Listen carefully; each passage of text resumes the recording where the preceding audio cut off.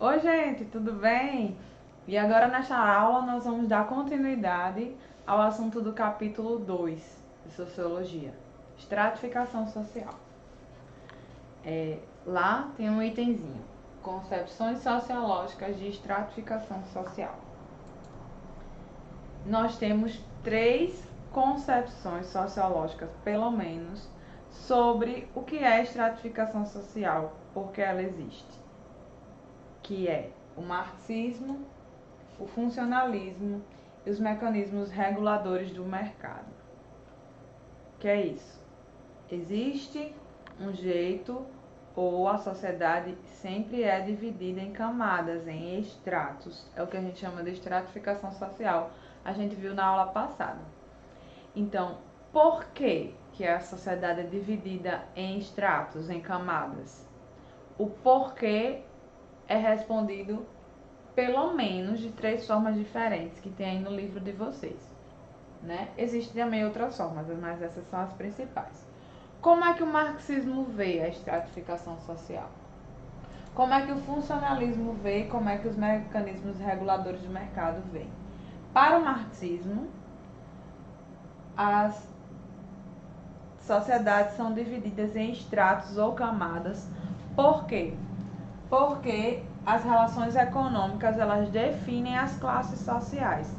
São as relações econômicas que vai dizer quem é a classe dominante e quem é a classe dominada.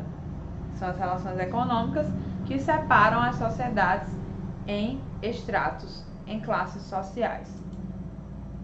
O funcionalismo. Para o funcionalismo, essa divisão da sociedade, ela é algo natural, decorrente da divisão social do trabalho.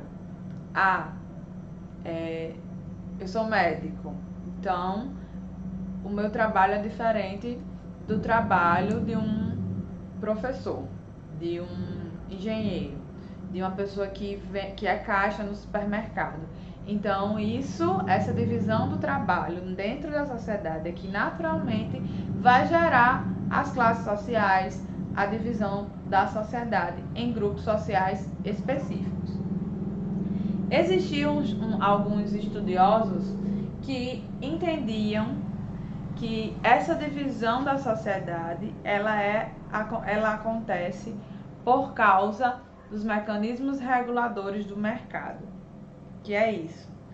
Eu não sei se vocês já estudaram, acho que sim, em história, talvez, aquela história da mão invisível do mercado de Adam Smith, que tudo vai regular. Assim também seria para as camadas sociais, certo? Então, para os estudiosos dos mecanismos reguladores do mercado, as remunerações sociais dependeriam da oferta e da demanda em relação à função do trabalho. E isso geraria remuneração social diferente, geraria grupos sociais diferentes. A partir da oferta e da demanda. Se tem muito trabalho para professor ou se tem pouco trabalho para professor. E aí isso vai gerar classes sociais diferentes. E sobre classes sociais, nós temos 2 concepções que vigoram até hoje. Uma é de Karl Marx, que baseado lá nas relações econômicas, ele diz que a sociedade está dividida sempre, todas as sociedades foram divididas a partir de quem está com os meios de produção ou quem não está com os meios de produção. Nisso sempre vai existir nas sociedades 2 classes fundamentais. No caso, na sociedade capitalista que a gente vive, para Marx, as classes fundamentais são os capitalistas ou burgueses e os proletários ou trabalhadores. Existem outras classes? Existe, por exemplo, a classe média, que às vezes nem é um alto empresário e também não é trabalhador assalariado, né? Mas as classes fundamentais para o sistema são os capitalistas e os trabalhadores. Existe uma outra maneira de entender as classes sociais nos dias de hoje, que é a maneira de Max Weber. Para ele, o que importa é a classe a qual você nasceu ou que você pertence, ou que você tem para si, né, quer para si, o poder que você exerce dentro ou fora da classe, o prestígio que você tem, e aí nasce com ele o famoso status, que é, acho que vocês devem entender essa palavra muito bem, que é o que você aparenta, ou o que você demonstra, ou o valor que você tem na sociedade.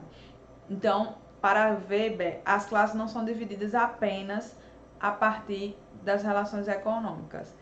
E é por causa disso que tem aquela diferenciação classe A, classe B, classe C, que é o acesso, o poder, o prestígio e o status que cada sociedade, que cada classe tem.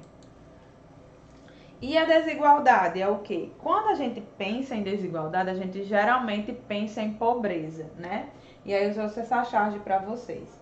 Duas pessoas moradoras de rua, aparentemente, se perguntam, se o mundo acabar realmente em 2012, lá daquela época do filme que teve, 2012, né, do fim do mundo, a gente comemora o fim da pobreza. O que isso quer dizer? Que eles estão fazendo uma crítica dizendo que a pobreza sempre vai existir enquanto houver mundo, né? Na verdade, tem um fundo de razão, porque a pobreza sempre existiu, ou seja, classes sociais diferentes, pessoas com poderes diferentes dentro da sociedade, pessoas ricas e pessoas pobres, sempre existiram na sociedade.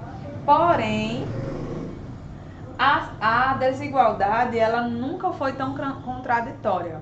Por quê? Porque na sociedade capitalista é que surge o ideal de todo mundo tem que ser igual, mas na prática não é, né? Como é que a gente vai promover igualdade numa sociedade que ela já em si é naturalmente contraditória, né? Então, mais para frente, nas próximas aulas, nós vamos estudar melhor um pouquinho sobre desigualdade, tá? Respondam as atividades, não só do portal, as dos livros também. Leiam o livro e até a próxima.